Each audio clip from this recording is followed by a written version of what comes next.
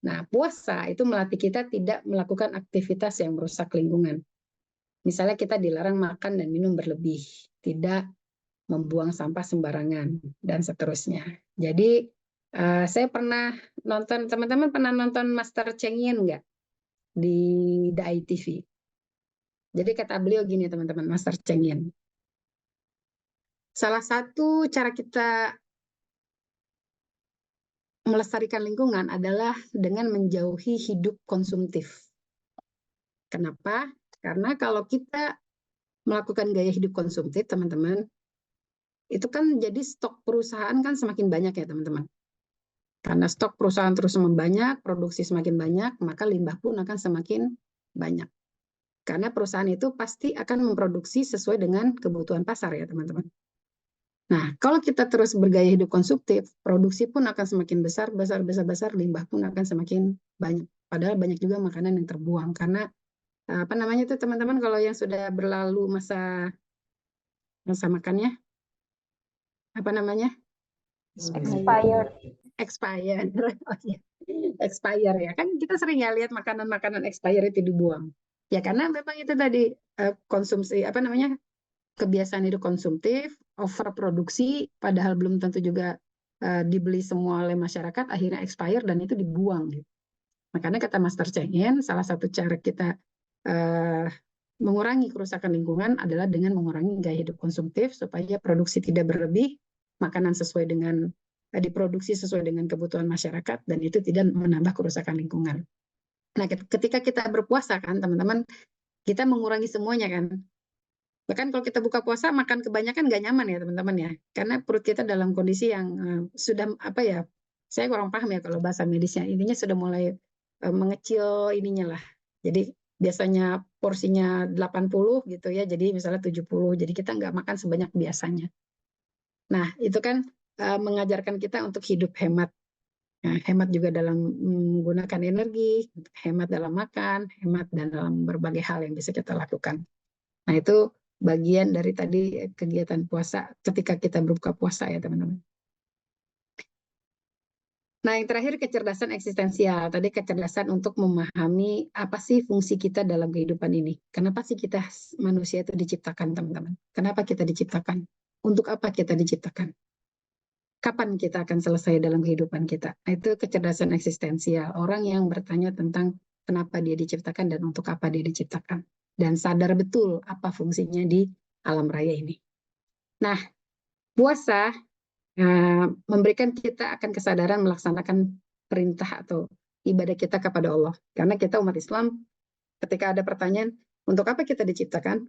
Dengan mudah kita akan menjawab, untuk beribadah. Wa ma khalaqtul jinna wal insa illa liya'budun. Nah, itu kan udah jelas jawaban dari Al-Quran ya, teman-teman. Dan banyak lagi tentang khalifah, ini ja'ilun fil ardi khalifah. Terus ada lagi ada tentang imaratul ard dan seterusnya. Jadi banyak sekali jawaban Al-Quran tentang pertanyaan-pertanyaan eksistensial tentang kenapa manusia diciptakan. Nah, makanya kesadaran itu bisa kita tingkatkan ketika kita berpuasa. Kenapa kita berpuasa?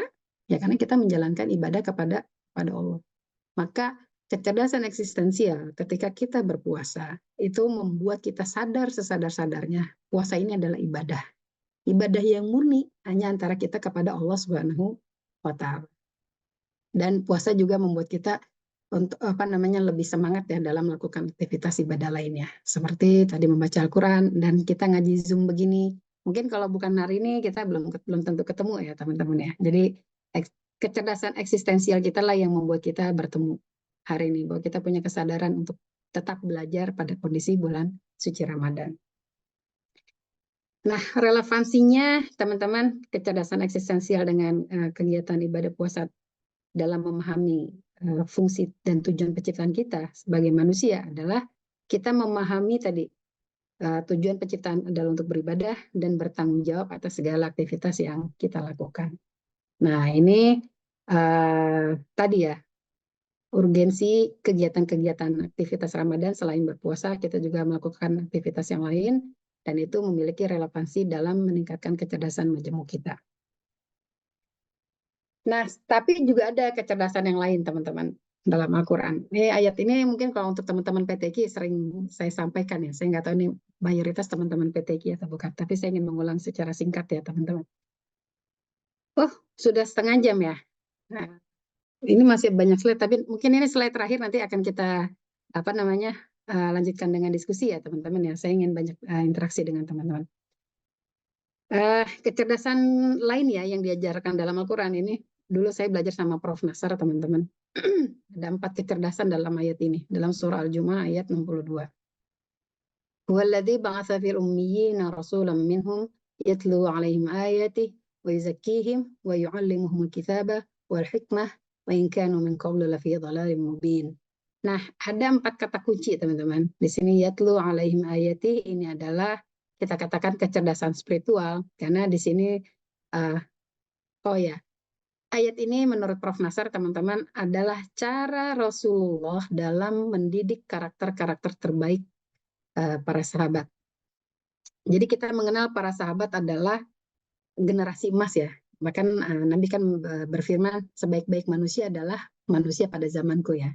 Tsummal ladzina yalunahum tsummal ladzina yalunahum gitu kata Rasul. Jadi yang terbaik adalah orang yang hidup pada masaku kata Nabi, kemudian orang yang hidup pada masa sesudahku yaitu para tabi'in, para sahabat dulu, kemudian tabi'in dan kemudian tabi'ut tabi'in. Nah, tadi ada kecerdasan spiritual ya yang Nabi ajarkan kepada para sahabat. Jadi yang pertama kita sebagai guru teman-teman, sebagai guru kita yang perlu kita lakukan pertama adalah membentuk kecerdasan spiritual anak-anak kita. Sebagai orang tua, sebagai guru, yang terpenting sebagai dasar semua kecerdasan adalah tadi yang pertama, kecerdasan spiritual. Karena jika kita sudah beriman kepada Allah yang menjadi sumber atau dasar aktivitas kita yang lain, maka insya Allah kita akan satu visi dan misi. Karena semuanya tadi tujuannya untuk beribadah kepada Allah. Karena sudah tujuannya beribadah kepada Allah, teman-teman, kata Pak Nasar ketika beliau menjelaskan ayat ini, kita akan saling terikat satu sama lain karena tujuannya sama beribadah. Kalau bukan tujuannya beribadah mungkin kita akan berbeda. Tetapi kalau tujuannya untuk beribadah, kata beliau, insya Allah aktivitas kita selanjutnya akan penuh dengan semangat karena lillahi ta'ala.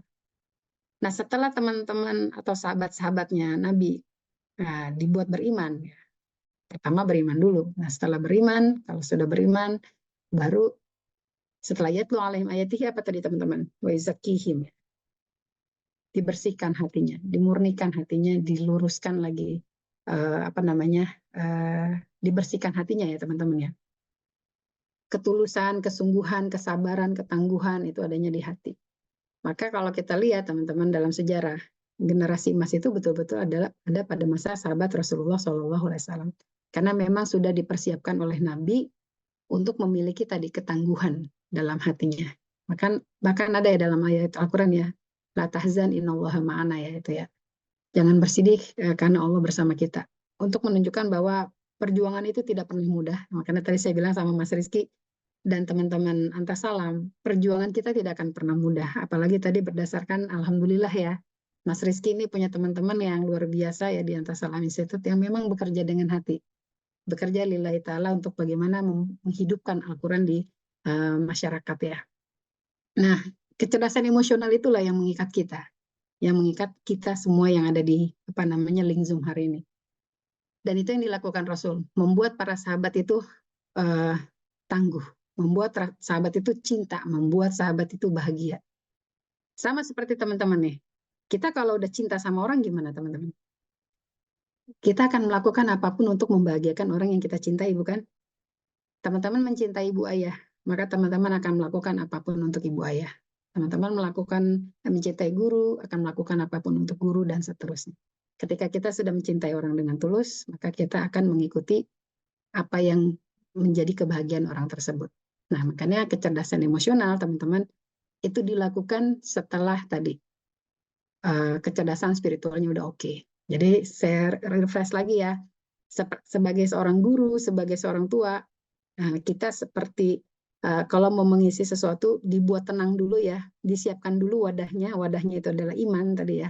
Wadah yang pertama adalah iman, kecerdasan spiritual, lalu wadahnya ini dibikin tenang, baru kemudian kita masukin yang pertama, air yang pertama adalah kecerdasan emosional. Ya tadi wa yuzakihim.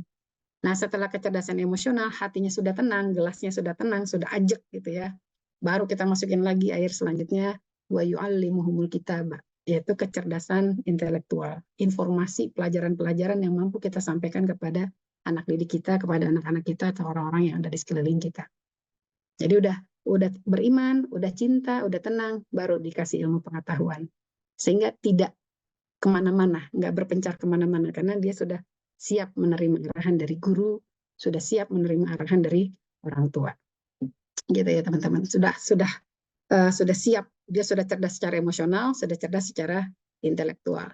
Dan yang terakhir, yang terpenting itu teman-teman, ini menurut Prof. Nasar, ini adalah ilmu hikmah ya dalam kajian tasawuf. Ini yang paling penting di antara, artinya bukan paling penting, ilmu puncaknya ya teman-teman ya. Semuanya penting, tapi hikmah itu adalah puncak karena dia mengakumulasi, mengakomodir ketiga kecerdasan yang lain. Ketiga kecerdasan lain ini diakumulasi pada kecerdasan yang terakhir ini, yaitu hikmah, adversity quotient. Adversity quotient ini adalah kecerdasan ketangguhan. Jadi orang yang sudah kuat secara iman, orang yang sudah kuat secara mental, orang yang sudah kuat secara intelektual, dia akan tangguh dalam kehidupannya sebagai puncak kecerdasannya. Karena semakin orang tadi memiliki kecerdasan yang beragam, dia akan tangguh dalam kehidupannya. Maka hikmah itu yang ada di dalam Al-Quran adalah untuk menjadikan kita pribadi-pribadi yang tangguh, yang punya puncak kecerdasan yang nggak mudah tergoyahkan dengan apapun. Nah, oleh sebab itu teman-teman, kecerdasan ketangguhan inilah yang tadi kita katakan membuat para sahabat menjadi generasi terbaik.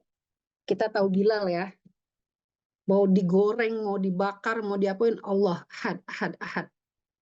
Nggak akan berpaling. Umar, Abu Bakar, Utsman, Imam Ali, semuanya nggak ada yang tergoyahkan dengan ujian apapun. Karena udah 4 kecerdasan itu sudah melekat dengan baik pada diri para sahabat.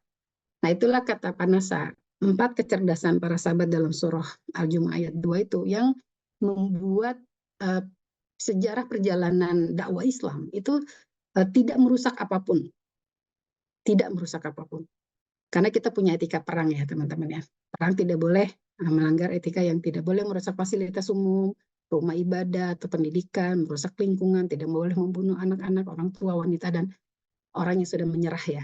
Itu kan ada dalam etika perang. Makanya dalam pandangannya Michael Hart, kenapa Nabi Muhammad menjadi orang nomor 1 di dunia? Karena ajarannya itu adalah ajaran eternal dan nilai-nilai yang diajarkan Nabi Muhammad kepada kita dalam Al-Quran dan hadis itu yang menjadi sumber kehidupan manusia setelah 15 abad sesudahnya. Itu mungkin yang tidak terjadi ya pada orang-orang lain. Nah itulah sebab itu teman-teman tadi kecerdasan manusia yang kalau kita teliti dalam Al-Quran itu sangat banyak ya. Kalau tadi Howard Gardner ada 9, nah, kalau terus Panasar baru 1 ayat itu beliau mengatakan sekitar tadi 4, belum lagi ayat yang lain, tapi kan waktu kita sangat terbatas. Tapi semoga ini bermanfaat ya teman-teman. Itu membuat kita memungkinkan untuk menemukan kecerdasan yang lain. Bahwa kecerdasan manusia itu bisa berkembang, teman-teman, sesuai dengan apa yang kita teliti, apa yang kita bisa ambil dari isyarat Al-Quran, supaya bisa terus kita kembangkan, kita praktekkan, kita aplikasikan, kita teliti pada anak-anak kita, pada anak didik kita, pada keluarga kita, dan semoga itu nanti bisa menginspirasi orang lain. Kira-kira gitu teman-teman, pengennya sih banyak, sebenarnya baru setengah slide ya, tapi waktunya sudah mau habis karena jam 5 selesai, teman-teman saya yakin juga akan mempersiapkan buka puasa. Saya lebih senang setelah ini kita boleh sharing tadi pengalaman teman-teman ketika kecil, gimana sih orang tua mengajarkan kecerdasan-kecerdasan di antara yang 9 itu, atau dulu orang tua teman-teman tuh punya pengalaman untuk mencerdaskan teman-teman dengan cara yang berbeda, atau jenis kecerdasan yang berbeda. Silakan.